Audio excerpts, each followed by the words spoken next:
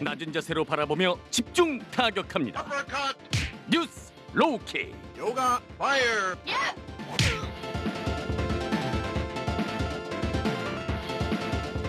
네, 오늘 가장 핫한 뉴스를 요즘 가장 핫한 명랑 패널들이 탈탈탈 털어드립니다. 뉴스 로우킥 시간이죠. 수요일에 뉴스 로우킥 두 분 소개해드리죠. 오창석 시사평론가 그리고 박연미 시사평론가 두 분 어서 오세요. 네, 안녕하세요. 네, 지금 TBS 유튜브 채널에서 보이는 라디오로도 함께하실 수 있고요. 여러분의 의견 항상 기다리고 있습니다. TBS 앱을 이용하시면 무료로 이용할 수 있고요. 짧은 문자 50원, 긴 문자 100원이 드는 샵 0951번으로도 의견 많이 보내주세요. 오늘도 뭐 이슈가 여러 가지가 있는데 저희가 뭐 보도를 어제 또 이 소식을 전해드렸습니다. 이 K 방역 홍보에 1,200억 원을 썼다 이런 기사가 쏟아졌어요. 뭐 주호영 원내대표도 얘기를 하고 등등. 네. 야권 정치인들도 다 가세를 하고 있는데 정부에서는 무슨 얘기지? 우리는 67억 원 그것도 대략 이제 뭐 마스크를 써라 뭐 해라 이런 거 컨텐츠 제작에 썼고. 홍보 전적으로 들어간 거는 뭐 영상 한 3개밖에 안 돼 이렇게 얘기를 하고 있습니다. 지금 박연미 평론가 이 1,200억 원. 네, 어떻게 된 거죠? 네. 그러니까 지금 그 일부 언론과 일부 야당 인사들이 주장하는 내용은 그렇습니다. 선진국들은 백신을 사거나 개발하려고 사활을 걸 때 우리 정부는 K방역 자화자찬에 1,200억 원을 썼다. 네. 또 구체적으로 들어가면 병상을 확보하는 데는 300억 원 썼는데 홍보하고 자랑하는 데 돈을 더 썼더라. 이 내용이에요. 네네. 만약에 이게 사실이라면 용서하기 어렵죠. 그렇죠. 이런 상황에. 네. 그런데 결론부터 말씀드리면 사실과 다른 내용입니다. 1,200억 원이 어디에서 나온 돈이냐. 이걸 주무부처인 보건복지부에 물었더니 올 한 해 동안 복지부에서 쓴 방역 홍보비가 모두 합쳐서 67억 원이라는 거예요. 네네. 그런데 이 67억 원도 역시 K방역이 잘 됐다 이렇게 홍보하는 내용보다는 손 씻기, 거리 두기, 마스크 쓰기 필요하다 이런 홍보 안내 책자 혹은 캠페인 TV 뭐 이런 광고, 거. 캠페인 여기에 들어간 돈이라고 하는데 네. 그렇다면 격차가 너무 크잖아요. 그렇죠. 1,200억 원이라는 돈이 대체 어디서 나왔느냐 봤더니 우리나라에서 해외에 진단키트나 마스크 같은 방역 물품을 무상으로 제공한 사례가 있습니다. 네. 관련돼서 예산이 한 1,000억 원 정도 집행이 됐거나 될 예정이라고 하니까 여기에다가 우리 진단키트, 마스크 등을 해외에 무상 제공한 비용 플러스 추경에 들어간 추가 예산 한 238억 원 정도 네. 이걸 더해서 전체 다 합쳐서 K 방역 홍보비로 보고 이걸 대충 더하기 해서 1,200억 원을 방역 홍보에 썼다 이렇게 보도를 했다는 거예요. 보건복지부는 아주 황당하다 이런 입장이고요. 네. 근데 문제는 이게 마치 사실인 것처럼 퍼져나갔다는 점인데 일단 여기 해외에 제공한 이 1,000억 원 네. 이거는 공적 개발 원조라고 해서 외교부를 통해서 해외 최빈국이나 저개발국을 도와주는 사업이거든요. 네네. 이거는 무상으로 차관을 제공하거나 물품을 제공하는 방식인데 우리가 한국 전쟁 당시에 세계 최빈국으로 꼽혀서 이 지원을 받았습니다. 그랬죠. 해서 ODA. 지난 2010년에 ODA를 받았던 나라 중에는 세계에서 유일하게 ODA를 다시 제공하는 나라가 됐거든요. 이게 53년에 우리가 1인당 국민소득 67불에서 지난해 34,000불, 네. 지지난해에 34,000불 될 때까지 이 정도로 비약적인 경제 성장이 이룬 나라가 없기 그렇죠. 때문에 네네. 받은 만큼 돌려줘야 한다는 얘기는 충분히 나올 수 있고요. 사실 이런 게 국력하고 비례하는 거라서 결국은 WTO나 IMF나 이런 데에서 발언권을 강화하는 데도 도움을 주는 거예요. 네. 그래서 모든 선진국들이 하고 있는 일이고요.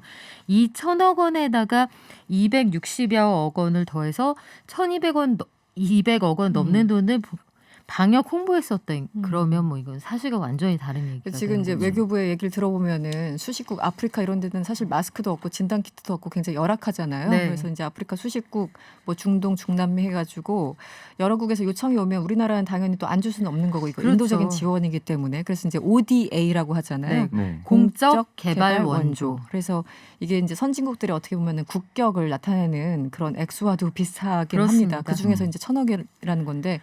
많이 헷갈리지 않으셨어요, 평론가님도? 처음에 어떠셨어요? 이제 저는 네. 설마 그랬을까? 왜냐면은 이 논란이 국민들한테 빠르게 스며들 수밖에 없는 게 네네. 이 초반에 마스크 공장 대란이 있었어요. 그래서 그렇죠. 이제 중국에서 들여오는 마스크 안 받겠다 하고 국내 공장을 늘리기도 하면서 그 중에 이제 해외로 마스크를 조금 이제 도움을 준다고 넘겨준다고 했을 때 국민들의 반발이 굉장히 심했었거든요. 그때 네. 마스크 오부제 할 때라. 그렇기 때문에 이제 국내가 완벽하지 않은 상황에서 해외에 지원해준다라는 이 감정을 건드리기 위한 것이었다라는 게 일단 보자마자 느껴졌어요. 왜냐면 이 시국에 네. 그렇게 많은 돈을 해외로 투입할 이유가 없고요. 또 의료비나 이런 부분에 있어서 흔히 말하는 방역. 그러니까 여기서 방역 홍보라는 걸 우리가 잘했습니다. 치적 과시용이라는 단어로 헷갈리기 쉽거든요. 그렇죠. 근데 평론가님 말씀하셨다시피 손 씻기, 마스크 착용, 거리두기 이거는 이제 방역 수칙을 알리기 위한 거기 때문에 네. 홍보라기보다는 대국민 호소라고 보는 것이 맞을 것 같고요. 네. 그리고 왜 굳이 이 시국에 67억이라도 해외 홍보에 쓰느냐라고 물어보신다면 이 부분은 ODA 말씀하셨기 때문에 코로나19 이전부터 네네네. 해외 긴급 구호에 관한 법률이 있고요. 그리고 한국국제협력단법 제7조에 근거해서 코로나19와 무관하게 매년 하던 겁니다. 그렇기 때문에 이 부분에 대해서 왜 이 시국에 하느냐라는 것도 맞지 않다. 네. 네, 그리고 우리 GDP 규모에 비해서 뭐 공적개발원조는 국제사회 일원으로서 늘 해오던 일이고 올해만 특별히 있는 일이 아닌데다가 우리의 국력에 비하면 많은 돈이 아니에요. 연간 우리나라의 ODA 예산이 대략 3조 원 정도 잡혀 있습니다. 네. 그리고 이렇게 특별한 상황에 적극적으로 지원한 거 뭐 물품으로 대신하기도 하고요. 이게 여전히 우리나라 국민 총소득 대비해서는 너무 작다는 평가가 더 우세하거든요. 그랬었죠. 네. 그렇다면 이게 어떤 의도를 가지고 나오는 이야기인지 충분히 알겠지만 우리나라가 우리 자체적으로 해결할 수 있는 일을 하면서 국제사회에 기여도 하겠는 거죠. 그게 우리의 현재 위치에 적절한 일들이고요. 네, 알겠습니다. 여러분들 문자 주셨어요. 울랄라님. 여론전으로 국민을 호도하려는 정치적인 언어로 가짜뉴스 퍼뜨리는 것 같아요. 이런 의견 주셨고요. 2516번님. 헐, 그런 논리라면 저도 매월 10,000원씩 해외 아동 지원하는데요. 제가 저 홍보하는 건가요? 이렇게 반문을 해주셨고, 네, 월 10,000원씩. 네. 홍보 안 해도 돼요. 확진자 숫자로 월도미터에서 매일매일 보여주는데 거기에서 이 정도 국민 규모의 이 정도 확진자 수가 나온 나라가 없거든요. 그러니까요. 굳이 홍보에 돈을 쓸 필요가 없습니다. 그리고 7894번님, 코로나가 전 세계 사람들이 다 해당되는 일인데 공적 원조 좀 하는 게 그렇게 잘못인가? 이렇게 문자를 주셨습니다. 네, 다음 넘어가 보죠. 뭐 연관된 얘기이기도 한데 이 정치권이 코로나19 정쟁으로 삼아서는 안 되지만 계속 저쪽은 정쟁을 하고 있고 정부는 지금 3단계를 어떻게 올릴까 말까 여러 가지 고민이 많은 것 같아요. 지금 상황이 어떤가요? 일단 3단계로 올릴 수 있는 상황에 준해서 지금 확진자가 늘어나고 있는 거 맞습니다. 네네. 평균. 거리두기 3단계를 검토할 수 있는 기준이 800에서 1,000명인데 지난 한 주 동안의 통계를 보면 여기에 준하는 상황이 되었거든요. 네네. 그런데 소위 말하는 이 결단을 내리기가 쉽지가 않은 거예요. 정부 입장에서는 각각의 전문가들은 자기 분야만 보기 때문에 예컨대 의료인이다 하면 당장 올려야 합니다 이렇게 얘기할 수 그렇겠죠. 있지만 네. 정부는 지금 이 자영업자들의 상황을 모른 척할 수 없는 상황이거든요. 뿐만 아니라 자영업자를 중심으로 돌아가는 거기에 물품 납품하는 사람, 서비스 일용직들 총체적으로 더하면 일자리 문제가 걸려있기 때문에 아마 네네. 결정이 쉽지는 않았을 거예요. 네. 뭐 3단계로 격상될지 모른다는 불안감 때문에 뭐 자영업자분들도 굉장히 좀 힘들고 시민들도 불안감이 큰데 뭐 대형마트 일부에서는 사재기 현상이 일어났다고 하는데 이게 어떤 겁니까? 네, 일단 이 부분에 대해서 정부에서 아무리 괜찮다 얘기를 하더라도 네네. 이제 국민들의 불안감은 잡을 수는 없는 것 같아요. 그렇죠. 네. 지난 11일부터 15일까지 L마트 기준인데요. 오프라인 매장에서 네. 2주 전 대비 13% 매출이 급증했다라고 아, 합니다. 그래요? 그러니까 보통 이제 마트의 매출이 급증할 때는 뭐 올림픽이나 월드컵이나 특별한 이슈가 있을 때 급증하는 경우가 많은데 아무런 이슈 없이 이렇게 급증했다는 것 자체가 국민들이 이제 불안해한다는 것을 확인할 수가 있고요. 이 중에 라면 매출이 31.3% 올랐다고 합니다. 33점. 네, 그 정도로 어떻게 보면 생필품 네. 그리고 그 간편하게 먹을 수 있는 것들이 급증했다고 볼 수 있고 같은 L마트인데 온라인사 매출은 26.5% 더 많이 늘었죠. 그러네요. 그리고 이 중에서 화장지가 92.6% 늘었다고 합니다. 예전에 그 코로나 초기 일본에서 화장지 막 네. 대란이 있었는데 우리도 네. 약간 좀 미국에서도 그랬죠. 미국에서도 그렇고. 네, 그래서 아마 비슷한 내용인 것 같아요. 아무래도 일회용으로 간편하게 쓰고 버릴 수 있는 그렇죠, 것들. 그렇죠. 그리고 이 사도 16.7% 3주 전에 비해서 급증했다. 라고 하는 거 보면은 국민들의 불안감이 사실은 고조되고 다 말씀드렸다시피 라면이나 즉석 조리식품이라고 하죠. 즉석밥 이런 부분에 대해서 이제 급증했었고 SNS에 괴담이 떠돈다 해서 찾아보니까 네. 이게 서울의대 졸업생 단톡방에 올라온 내용입니다라고 하면서 해열제, 소염제 등등등 이런 약들을 상비약 같은 거. 예, 약국에 가서 10개씩 사둬야 된다. 라고 해서 근데 실제로 이게 주변의 약국 약사들한테 인터뷰를 해봤는데 그렇게 사가시는 분들이 계시대요. 있다고요?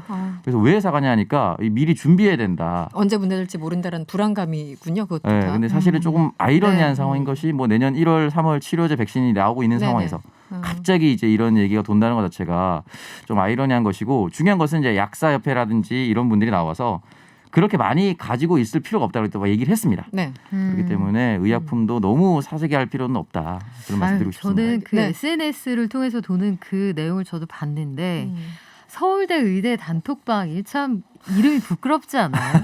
그러니까 권위에 대한 복종이에요. 일종의 메이커 있고 공신력 있는 사람이 그렇다더라. 근데 그들이 일단 진짜 그랬는지 알 수 없고 네네. 거기서 말한다고 다 진실이 아니며 유럽의 경우에 전면 셧다운을 하는 경우에도 필수적인 생필품, 의약품 그렇죠. 구입, 네. 병원은 문 안 닫습니다. 네, 네, 어떤 네. 경우에도 아픈데 해열제가 없어서 애가 울거나 그런 경우는 없을 테니까 그건 걱정 안 하셔도 될 것 같고요. 글쎄요, 뭐 만에 하나 3단계로 격상을 한다 하면 한동안 머리는 못할 수 있겠죠. 그래서 미장원에도 사람들이 좀 많이 몰린다고 하는데 네. 우리나라의 경우에는 좁은 땅에 굉장히 촘촘한 배송망이 갖춰져 있고 네.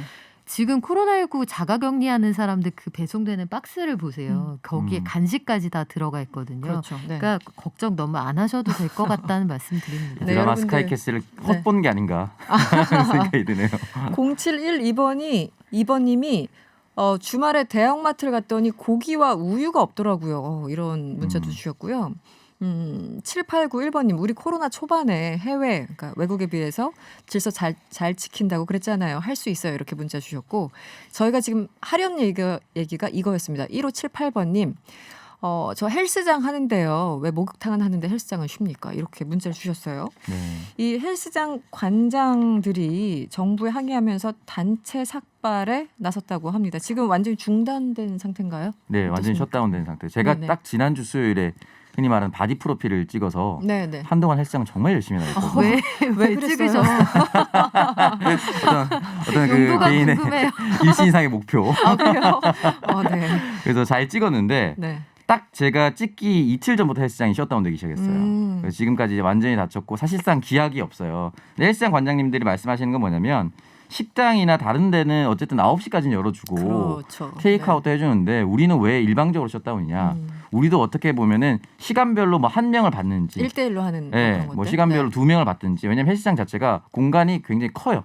공간이 굉장히 크고 그걸 유지하기 위해서 전기세라든지 기구 운영비가 충분히 들어가고 그리고 바디 트레이너라고 하죠. 이 트레이너 사람들은 사실은 개인 회원들을 관리를 하면서 그 네, 사람들의 그렇죠. 월급을 받는 구조이기 때문에 네. 헬스장이 셧다운되면 사실상 그 사람들의 월급은 바로 끊겨버립니다. 맞습니다. 그렇기 때문에 왜 우리는 다른 업종과 차별받느냐라는 이야기를 지금 하고 있고 이러다 보니 풍선 효과로 홈짐이라고 해서 그 운동 좋아하시는 분들은 집에다가 간단한 맞아요. 운동기구들을 마련해 두는 경우가 있어요. 근데 이제 중고거래 사이트나 이런데 뭐 1일 이용권 7,000원부터 10,000원까지 해서 우리 집으로 와서 하세요. 근데 네네. 헬스를 너무 좋아하시는 분들은 가시거든요. 그렇죠. 근데 운동 이런- 안 하면은 네. 이게 뭐 몸이 못 견디시는 분들이 또 계시더라고요. 맞아요. 흔히 말하는 네. 이제 근손실. 네, 네, 네. 네. 근손실을 예방해야 된다라고 얘기를 하면서 가시는데 중요한 건 운동한 이제 거 맞아요. 보니까. 개인 홈짐에서 운동을 할 경우에 네. 방역을 사실은 센터만큼 지키기가 어려워요. 음. 그리고 개인 집을 드나들 경우에 엘리베이터에서 만나는 사람들 자신도 모르게 확진될 수가 노출돼 있는 거죠. 있죠. 네, 네. 그렇기 때문에 더 동선 파악도 어렵기 때문에 이 부분에 대해서는 좀 얘기를 해야 돼서 지금 뭐 필라테스는 1대1을 좀 허용해 주세요. 국민청원이 올라갔는데 현재까지 한 17,000명 정도 동의를 했고 네. 그리고 당구장 대표연합회도 같이 나와서 지금 시위를 했는데 지금 잘 안 보이긴 하는데 어쨌든 체육시설 관계자분들이 굉장히 어려움을 호소하고 있습니다. 지금 그 1894번님 코로나보다 더 무서운 근손실 이렇게 문자 주셨고요. 헬스 좋아하시는 분들은 네. 그리고 더 중요한 문자가 왔어요. 1794번님. 아, 이 문자 주신 분한테 진짜 박수 3번. 오창석 평론가님 증거를 내세요. 지금 두꺼운 옷을 입었다고 막말하시면 곤란합니다. 뭐 이렇게 문자 주셨는데요. 저희가 증거를 어떻게 좀 수집을 해가지고 사진을 카톡으로 받던지 해서 네, 유튜브에 한번 띄워. 방송윤리법에 저촉이 되지 않는다면 얼마든지. 알겠습니다. 지금 뭐 거리두기 3단계 결정 어쨌든 곧 또 결론이 날 것 같긴 한데 네. 네, 알겠습니다. 그리고 다음 이슈 하나 더 볼게요. 사실은 이제 오늘 가장 핫한 이슈고 지금도 여전한데 법무부 검사 징계위원회가 윤석열 총장에 대해서 정직 2개월 결정을 내렸습니다. 어떻게 보셨어요? 일단 나름대로 굉장히 고심 끝에 나온 결론이라는 건 알 수가 있었는데 원래는 오늘 0시 그러니까 어제 기준으로 자정쯤에 네. 결론이 나온다고 했다가 그래서 각 보도 채널의 그 변호사 패널을 다 앉혀놓고 대기하고 있었어요. 네. 그러다가 결론이 안 나니까 한 1시 무렵에 다 해산을 했거든요. 결국 오늘 새벽 4시가 넘겨서 이제 결론이 나왔는데 징계위원장 직무대리가 나와서 설명을 할 때도 이렇게 얘기를 합니다. 국민들이 만족하지 않으실 수도 있고 그래서 이에 대한 비판도 달게 받겠다. 그리고 여러 가지 그 처분에 대한 논의가 있었다. 경론이 오갔다 이렇게 설명을 하거든요. 그 결론이 정해져 있었던 징계라기보다는 사안이 이렇게까지 되었으니 중징계는 아마 국민 여러분들 다 어렵지 않게 예상을 하실 수가 있었을 텐데 해임으로 혹은 정직으로 면직으로 딱 정해놓고 한 그런 회의는 아니었을 것이다. 이렇게 이해할 수가 있을 것 같습니다. 그렇게 그러니까 결론을 내고 있었다면 우리가 새벽 4시까지 끌었겠느냐 이렇게 반론을 이제 펼친 거고요. 오창석 평론가는 어떻게 보셨습니까? 일단 전반적으로? 이 6가지의 혐의 중에 이제 4가지가 인정이 됐었고 3가지가 완전히 다 받아들여진 이제 결과가 이제 정직 2개월인데 네. 보도를 할 때 이제 기사들이 많이 쏟아졌어요. 이게 그 결과가 나오기 전까지 어떤 언론은 해임이다, 어떤 언론은 정직이다 이렇게 얘기를 하면서 정직도 세분화했었어요. 6개월이면 사실상 총장 임기의 끝이다. 그렇기 때문에 어려울 것이다. 7월까지니까. 뭐 3개월이다, 아니면 뭐 2개월이다, 뭐 이런 식으로 얘기를 했었는데 3개월과 2개월을 나누는 언론 기사들을 보면 논리적인 근거가 딱히 없어요. 아 그래요? 3개월 하면 약간 중징계 느낌이고 2개월 정도 해야지 다투고 이렇게 하면은 알맞아 보인다 이런 식의 분석이거든요. 뇌피셜로. 정확하게 그렇죠. 약간 그렇게 보면은 그 판사들의 성향을 분석해서 또는 이 판사들의 성향이 왜 필요하냐면은 가처분 신청을 또 이제 윤석열 총장이 바로 할 가능성이 높기 때문에 최대한 판사들이 받아들일 수 있는 양정 기준이라고 이야기를 했었는데 각가지 보도가 나왔기 때문에 답이 정해져 있었다라고 보기는 어려웠던 것 같고요. 이 부분에 대해서 일단은 초유의 사태이긴 합니다. 검찰총장이 이렇게 중징계를 받는 것 자체. 그래서 징계위원들도 굉장히 부담이 많이 되었을 것이다라는 생각이 좀 들고 저는 제일 중요한 거는 이 난리를 치고 고작 2개월이야라고 얘기를 하기보다는 6개 중에 4개 혐의가 잘못됐었다라는 거 이 부분에 더 초점을 맞춰야 된다고 봅니다. 무엇이 잘못됐느냐. 일단 그걸 하나하나를 좀 따져야 되는데 추미애 장관이 결국 이제 법무부 장관이 대통령에게 이 징계를 이제 제청해야지만 이제 대통령은 재가를 하고 그걸 결정하는 거잖아요. 그래서 이것이 언제 되느냐 궁금하다 그랬었는데 조금 전에 청와대에서 밝혔어요.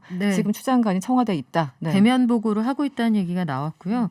의결안 제청에 원래 한 2, 3일 걸리지 않겠느냐 이렇게 전망이 나왔었는데 이미 입장이 좀 정리가 된 것으로 보이고요.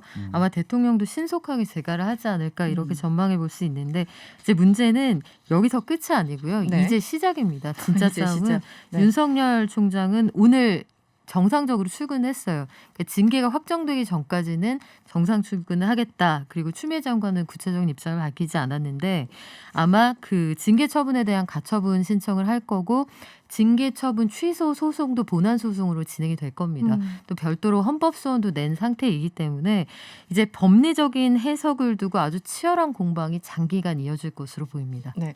이 결정을 두고 이제 양쪽에서 약간 욕을 먹는 것 같아요.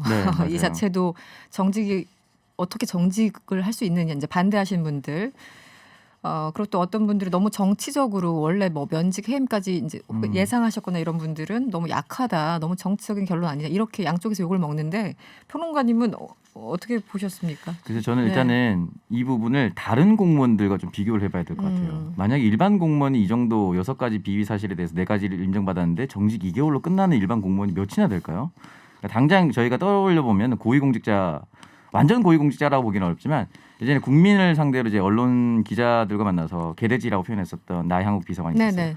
바로 해임이 됐습니다. 근데 물론 이제 다시 해임까지는 복직이- 너무 중하다 해서 네네. 다시 절차를 통해서 이제 복직이 되긴 했었지만 네네. 그렇죠. 네. 근데 그런 사람들이 그 당시에 무슨 뭐 가처분 신청을 하고 특별변호인 선임 이런 과정 없었어요.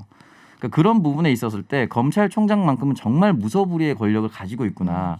모든 절차를 다 따져볼 수가 있습니다. 이것이 다른 일반 공무원, 흔히 말하는 말단 구급 공무원에게도 보장될 수 있는 권리라고 한다면 상관이 없겠지만 저는 유독 검찰총장에게만 굉장히 흔히 말하는 방탄적인 권력이 많다. 네. 이런 부분을 좀 유심히 살펴봐야 되고 지금 계속 형량에 집중하는 것이 아니라 왜 이런 일이 벌어졌고 그리고 최근에 저는 이제 추윤 갈등이라고 계속 몰아세우고 있지만 이런 갈등 국면이 아니었으면 검찰이 술을 접대받았잖아요. 최근에 불기소 네네네. 세트 이런 욕을 먹으면서 네. 그러면 평상시 같았으면 검찰총장이 나와 사과했었어야 될 문제입니다. 사과한다고 했었죠 또 윤 총장이 네. 직접. 네. 근데 이거 엄청난 문제임에도 불구하고 전직 검찰총장들까지 나와서 지금 잘못했다고 얘기한다는 거. 그러니까 검찰은 결국은 제 식구 감싸기고 검찰은 스스로의 잘못은 눈 감으려고 한다. 이런 것을 다시 한번 확인할 수 있었던 상황인 것 같습니다. 알겠습니다. 뉴스 로우킥이었고요. 오늘은 여기서 마무리를 할게요. 지금까지 오창석 평론가 그리고 박연미 평론가였습니다. 오늘 고맙습니다. 고맙습니다.